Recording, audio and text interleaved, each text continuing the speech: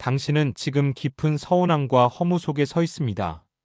자녀에게 품었던 기대가 무너지고 그 기대가 배신감으로 변하며 밤잠조차 이루기 어려운 날들을 보내고 계시지요. 내가 저 아이를 어떻게 키웠는데 하는 마음, 그것은 결코 가볍지 않은 감정입니다. 그만큼 당신이 자식을 위해 자신의 삶을 다 바쳐왔다는 증거입니다. 그럴 수 있습니다. 밤마다 서운하고 억울한 생각이 올라와 잠을 잘 이루지 못하고 내가 저 아이를 어떻게 키웠는데 라는 회한이 목을 죄듯 올라오는 순간이 많으실 겁니다. 맞습니다. 부모로서 온 힘을 다해 살아왔기에 이런 마음이 드는 것은 너무나 자연스러운 일입니다. 애써 억누르려 하지 않아도 됩니다. 그럴 수 있습니다. 자식을 키운다는 일은 사실 누구도 정확히 가르쳐 주지 않는, 그럼에도 우리 삶에서 가장 큰 비중을 차지하는 과제였습니다. 당신은 그 과제를 묵묵히 감당하셨습니다. 눈물로 키우기도 했고, 당신 삶의 기쁨을 내어주기도 했습니다. 이제 아이들이 자라 어른이 되고, 당신이 기대한 모습과는 다른 선택을 하거나, 때로는 당신을 서운하게 하는 말을 할 때, 그 서운함이 몇 배로 크게 다가오는 것도 당연합니다. 당신은 그만큼 진심으로 사랑했으니까요. 맞습니다.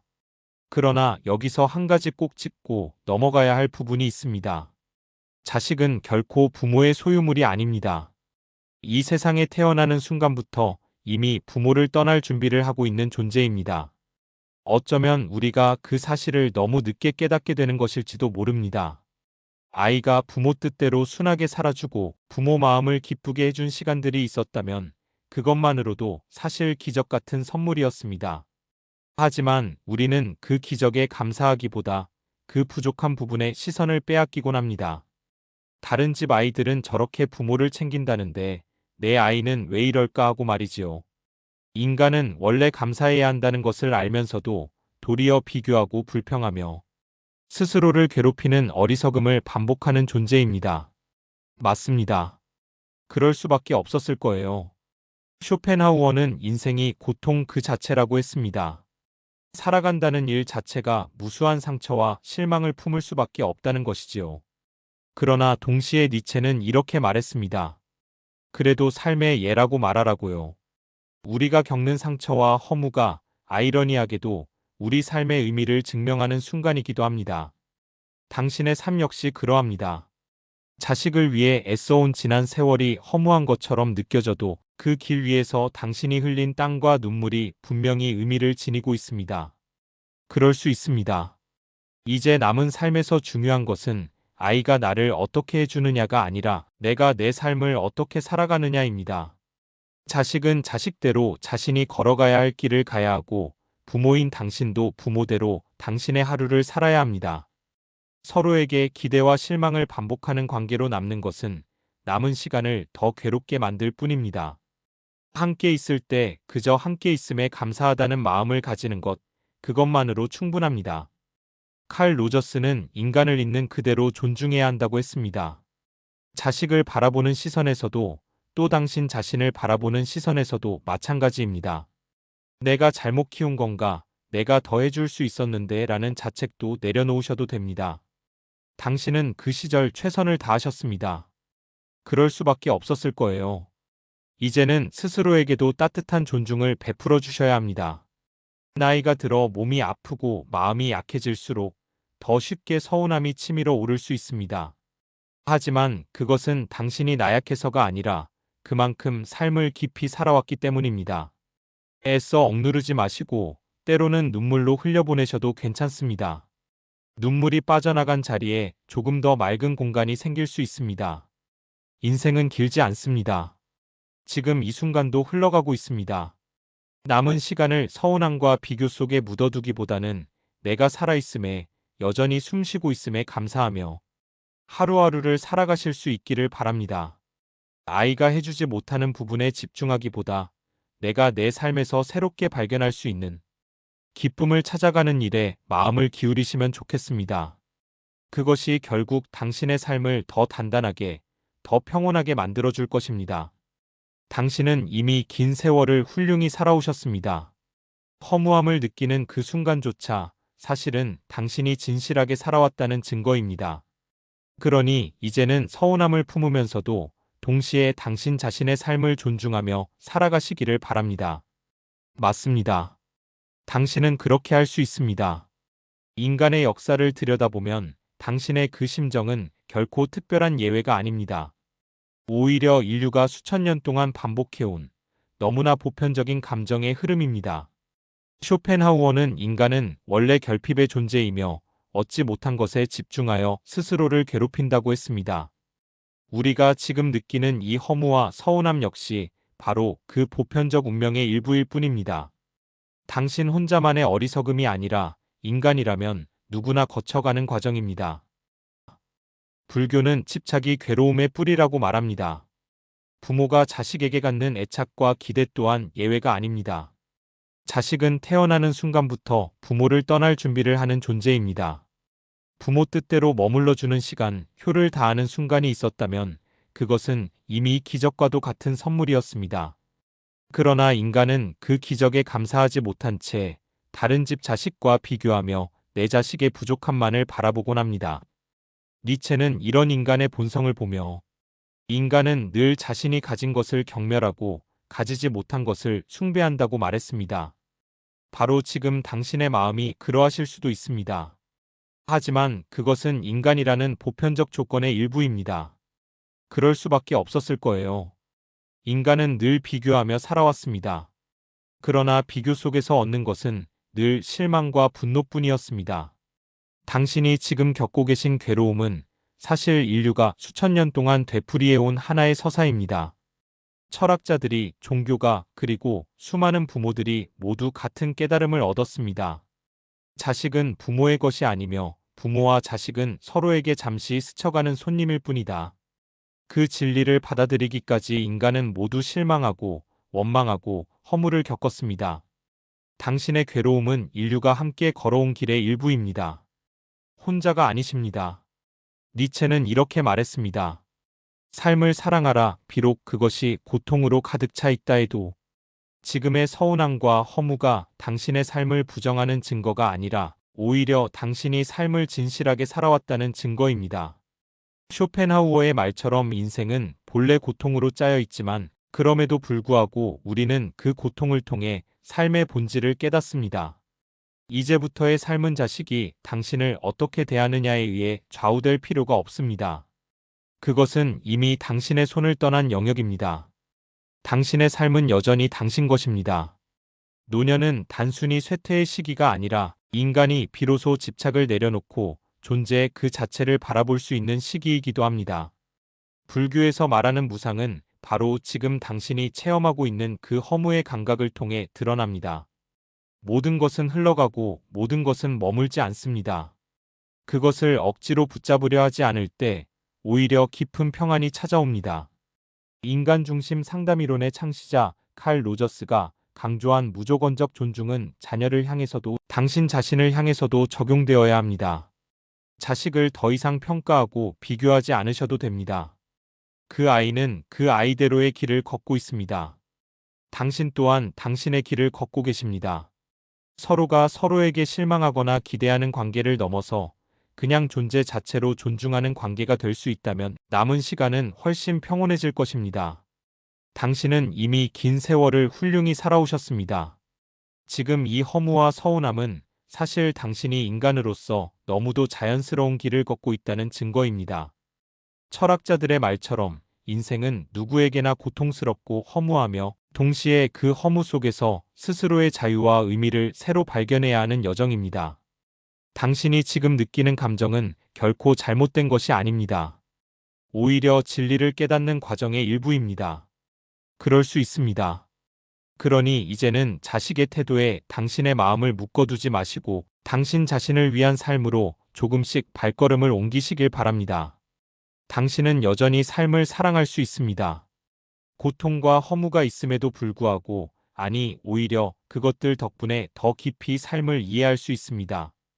그것이 인간 모두가 도달하는 자리이며 지금 당신이 서 계신 자리입니다. 당신의 감정은 지극히 자연스러운 것입니다. 그것은 당신이 그만큼 헌신했고 진심으로 사랑했음을 보여주는 증거이지요. 그러나 동시에 그 서운함과 허무함이 끝없이 이어지며 당신을 지치게 하고 있다는 것도 사실일 것입니다. 삶의 후반부에 이르러 이제는 조금은 편안하고 자유로워도 좋을 시간에 도리어 이런 감정의 소용돌이 속에 갇혀 계신다는 것은 참으로 괴로운 일입니다. 철학자 쇼펜하우어는 인생은 본질적으로 고통이며 우리가 살아간다는 것은 곧 결핍을 견디는 일이라고 말했습니다. 인간은 늘 부족한 것에 시선을 두고 채워지지 않는 욕망을 따라가며 스스로를 괴롭히는 존재입니다. 지금 당신이 느끼는 내 자식이 왜 이렇게 해주지 않는가라는 서운함 역시 그 결핍의 본성에서 비롯된 것입니다. 그럴 수밖에 없었을 거예요. 또한 니체는 우리가 고통을 제거하려 해서는 안 된다. 오히려 고통을 삶의 일부로 긍정해야 한다고 말했습니다. 지금의 허무와 분노조차 당신 삶의 일부이며 그것을 통해 당신은 인간이란 존재의 본질을 더 깊이 체험하고 계신 것입니다. 당신의 이 아픔은 부끄럽거나 잘못된 것이 아닙니다. 오히려 그것은 인류가 수천 년 동안 반복해온 가장 보편적이고 필연적인 경험입니다. 부모와 자식의 관계는 본래 집착과 기대가 뒤섞여 있습니다. 하지만 불교는 이렇게 말합니다. 모든 것은 무상하다고. 자식은 부모의 소유가 아니며 태어나는 순간 이미 부모를 떠날 준비를 하고 있는 존재라고. 잠시 부모 곁에 머물며 예쁘게 말을 듣고 부모를 기쁘게 해주던 그 시간들은 사실 기적에 가까운 선물이었습니다. 그러나 인간은 그 기적에 감사하지 못한 채 다른 집 자식과 비교하며 부족한 점만을 바라보곤 합니다. 저 집 아이는 부모를 저렇게 챙긴다는데 내 아이는 왜 이럴까 하고요. 하지만 비교 속에서 얻을 수 있는 것은 언제나 실망뿐입니다. 그것은 길지 않은 인생에서 하등 필요 없는 일입니다. 지금 당신 마음속에서 일어나는 비교와 원망 역시 인간이라면 누구나 빠지게 되는 보편적 덫일 뿐입니다. 그렇기에 당신은 혼자가 아닙니다. 당신의 서운함과 허무는 당신만의 특수한 어리석음이 아니라 인류 전체가 겪어온 과정입니다. 그렇습니다. 쇼펜하우어는 또한 말했습니다. 인간의 행복은 일시적인 착각일 뿐이며 삶은 본질적으로 고통에 기초한다. 너무도 냉정한 말처럼 들리지만 사실은 그 말 속에 해방의 실마리가 있습니다. 우리는 더 이상 완전한 만족이나 영원한 행복을 기대할 필요가 없다는 것입니다. 불교가 말하는 무상과 집착의 진리와도 이어집니다. 집착을 내려놓을 때 오히려 고통이 가벼워지고 허무 속에서 마음이 자유로워질 수 있습니다. 지금까지의 당신의 삶은 결코 헛되지 않았습니다. 아이들이 지금 당신을 실망시키고 있다고 해서 당신이 흘린 땀과 눈물이 의미 없는 것이 되지 않습니다. 오히려 그 지난한 세월이 있었기에 지금의 당신이 있고 또 자녀가 각자의 삶을 살아가고 있는 것입니다. 인간의 삶은 언제나 허무와 충만이 교차하는 무대입니다. 때로는 허무가 더 크게 느껴질 수 있지만 그것 또한 삶의 한 본질일 뿐입니다. 앞으로의 삶에서 중요한 것은 아이가 당신을 어떻게 해주느냐가 아닙니다. 이제는 당신이 당신의 삶을 어떻게 살아가느냐에 달려 있습니다. 자식은 자식대로 자기 삶을 살아야 하고 부모는 부모대로 자기 삶을 살아야 합니다. 서로에게 기대와 실망을 반복하는 관계로 머무는 대신 그저 함께 있음에 감사하다는 마음을 가지는 것. 그것이야말로 남은 시간에 가장 필요한 지혜일 것입니다. 칼 로저스는 인간은 있는 그대로 존중받아야 한다고 했습니다. 자녀를 향해서도 그리고 당신 자신을 향해서도 마찬가지입니다. 지금까지의 삶에서 혹시 내가 더 잘했어야 했는데 하는 자책이 남아있다면 그것 또한 내려놓으셔도 됩니다. 그때는 그때대로 최선을 다하셨습니다. 당신의 지난 삶은 부족해서가 아니라 인간이라면 누구나 그렇게밖에 살 수밖에 없는 것이었습니다. 인생은 덧없이 흘러갑니다. 그러니 남은 날들을 서운함과 비교 속에 묻어두기보다는 그저 내가 살아있음에 여전히 숨을 쉬고 있음에 작은 것에 감사하며 하루하루를 살아가시기를 바랍니다. 아이가 채워주지 못하는 부분에 집중하기보다 내가 내 삶 속에서 새롭게 발견할 수 있는 기쁨에 마음을 두는 것. 그것이 바로 지금의 삶을 단단하게, 평온하게 만들어줄 것입니다. 철학자들이 말했듯 인생은 본래 고통스럽고 허무합니다. 그러나 바로 그 허무를 직면하는 순간 인간은 비로소 삶을 깊이 긍정할 수 있습니다. 불교의 자비는 그 순간을 부드럽게 감싸줍니다. 그럴 수 있다. 다 흘러간다. 모든 것은 무상하다. 그러니 이제는 자식의 태도에 당신의 마음을 묶어두지 마시고 당신 자신의 삶으로 발걸음을 옮기시길 바랍니다. 당신은 여전히 삶을 사랑할 수 있습니다.